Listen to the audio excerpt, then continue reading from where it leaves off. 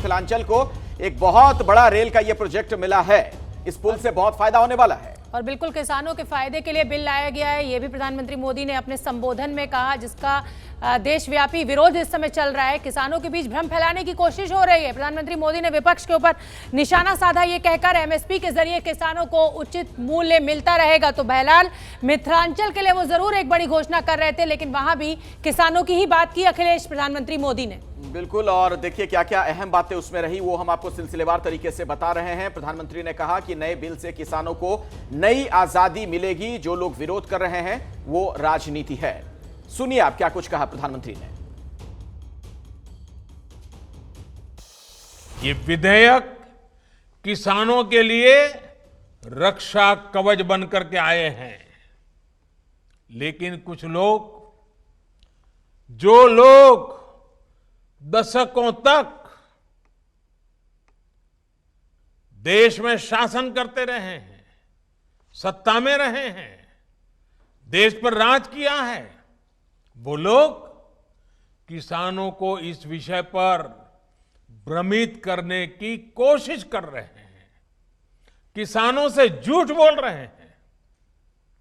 साथियों, चुनाव के समय किसानों को लुभाने के लिए बड़ी बड़ी बातें करते थे, लिखित में करते थे, अपने घोषणा पत्र में डालते थे और चुनाव के बाद भूल जाते थे।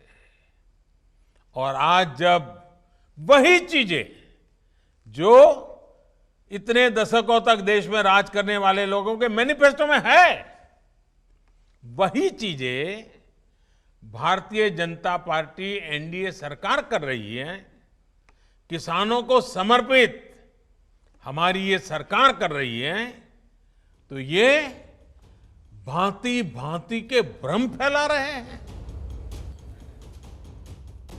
एमएसपी को लेकर बड़ी बड़ी बातें करते थे, लेकिन कभी अपना वायदा पूरा नहीं किया। किसानों से किया ये वायदा अगर पूरा किसी ने किया है तो भाजपा एनडीए की वर्तमान सरकार ने पूरा किया है। अब ये दुष्प्रचार किया जा रहा है कि सरकार के द्वारा किसानों को एमएसपी का लाभ नहीं दिया जाएगा। ये भी मनगढ़ंत बातें कही जा रही हैं कि किसानों से धान, गेहूं इत्यादि की खरीद सरकार द्वारा नहीं की जाएगी। ये सरासर झूठ है, गलत है, किसानों के साथ धोखा है।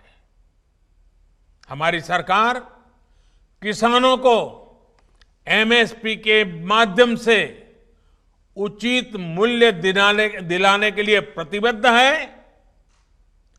पहले भी थे, आज भी हैं, आगे भी रहेंगे। तो आपने सुना, प्रधानमंत्री मोदी ने अपने संबोधन में इस बात का जिक्र किया कि किसानों को दरअसल लोग गुमराह कर रहे हैं। और ये देखिए दो तस्वीरें आज किस तरीके से बिहार के लिए कई ऐलान किए गए हैं।